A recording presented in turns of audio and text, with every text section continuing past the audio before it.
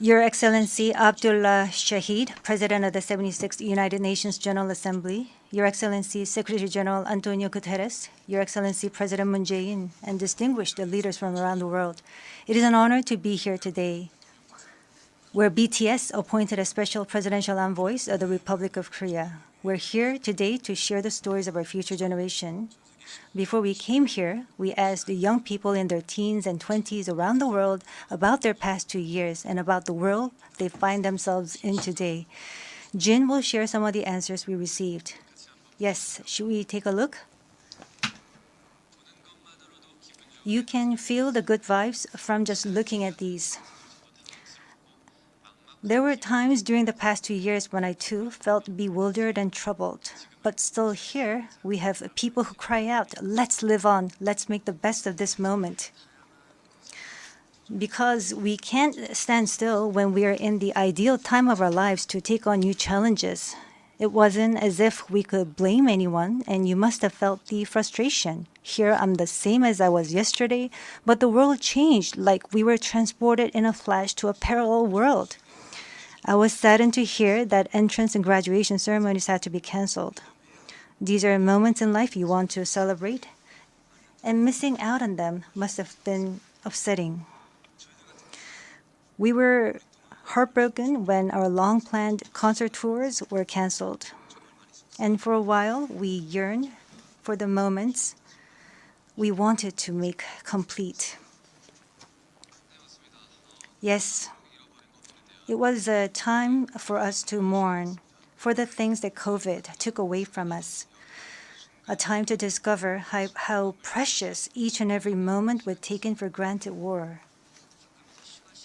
Suga mentioned the precious things we taken for granted, and lots of people answered our question by sharing pictures of their precious moments. Many people showed how they share their moments with nature. I think during these 2 years, they found dear the time they experienced and care for nature.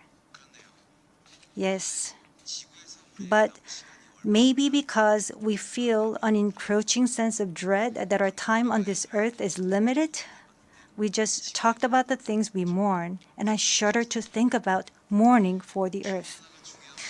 Everyone agrees that climate change is an important problem, but talking about what the best solution might be, that's not easy. It's a topic that's tough to make conclusions about. Yes, it is a tough discussion, but I learned while preparing for today that there are many young people who have an interest in environmental issues and choose it as their field of study. The future is unexplored territory, and that's where we, more than anyone, will spend our time. So these young people were searching for the answers to the question of how we must live that future. So I hope we don't just consider the future as grim darkness. We have people who are concerned for the world and searching for the answers. There are still many pages left in the story about us, and I thought we shouldn't talk like the ending's already been written. Of course, sometimes the world seems stuck in place even if you're ready to go. Sometimes it feels like you've lost your way. There was a time when we felt the same way. I've heard that people in their teens and 20s today are being referred to as COVID's lost generation, that they've lost their way at a time when they need the most diverse opportunities and must try new things. But I think it's a stretch to say they're lost just because the paths they tread can't be seen by grown-up eyes.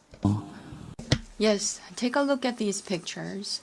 Here we have many who are trying hard to continue their friendships online in new ways, start learning new things, live healthier lives. I'm sorry, excuse me.